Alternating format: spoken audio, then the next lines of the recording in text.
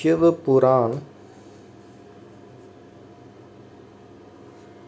का ये अंश है जो मुझे इंटरनेट पे मिला है।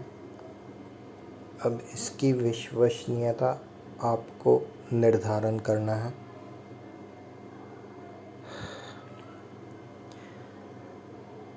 श्री हरि को सृष्टि की रक्षा का भार एवं भोग मोक्ष दान का अधिकार दे भगवान शिव का अंतर्धान होना।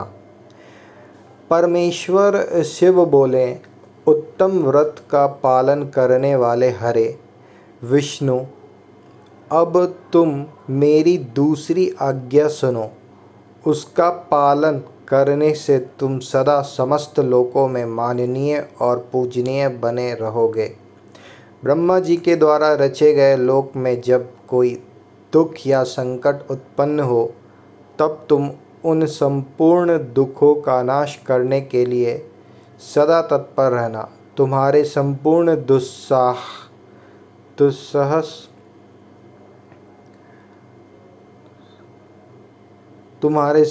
दुस्सह कार्यों में मैं तुम्हारी सहायता करूँगा। तुम्हारे जो दुर्जय और अत्यंत उत्कट शत्रु होंगे, उन सबको मैं मार गिराऊंगा। हरे, तुम नाना प्रकार के अवतार धारण करके लोकों में अपनी उत्तम कीर्ति का विस्तार करो और सबके उद्धार के लिए तत्पर रहे। तुम रुद्र के ध्येय हो और रुद्र तुम्हारे ध्येय हैं। तुम में और रुद्र में कुछ भी अंतर नहीं है। जो मनुष्य रुद्र का भक्त होकर तुम्हारी निंदा करेगा, उसका सारा आज्ञा से उसको नरक में गिरना पड़ेगा। यह बात सत्य है, इसमें संशय नहीं है।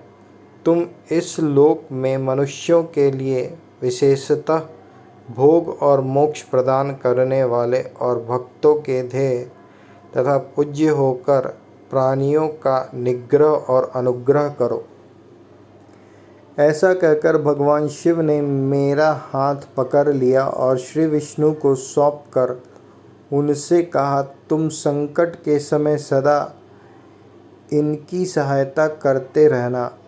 सबके अध्यक्ष होकर सभी को भोग और मोक्ष प्रदान करना तथा सर्वदा समस्त कामनाओं का साधक एवं संपूर्ण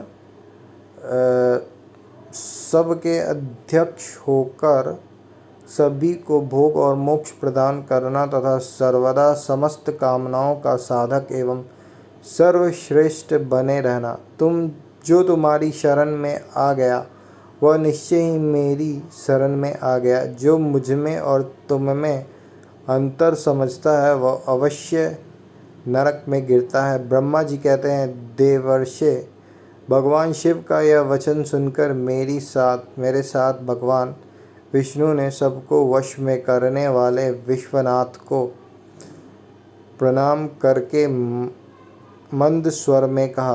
ब्रह्मा जी कहते हैं, देवर्षे, भगवान शिव का यह वचन सुनकर मेरे साथ भगवान विष्णु ने सबको वश में करने वाले विश्वनाथ को प्रणाम करके मंद स्वर में कहा। श्री विष्णु बोले, करुणा सिंधो जगन्नाथ शंकर, मेरी यह बात सुनिए। मैं आपकी आज्ञा के अधीन रहकर यह सब कुछ करूँगा।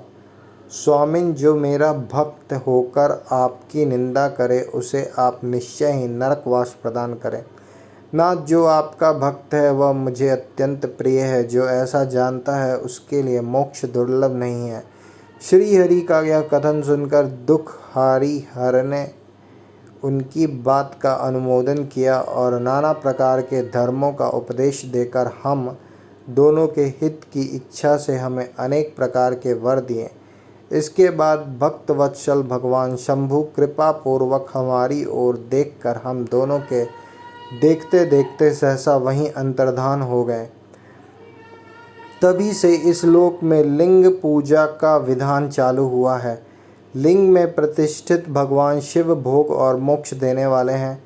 शिवलिंग की जो वेदी या अर्धा है, वह महादेवी का स्वरूप है और लिंग साक्षात महेश्वर का। लय का अधिष्ठान होने के कारण भगवान शिव को लिंग कहा गया है, क्योंकि उन्हीं में निखिल जगत का लय होता है। महामुने जो शिवलिंग के समीप कोई कार्य करता है, उसके पुण्य फल का वर्णन करने की शक्ति मुझ में नहीं है।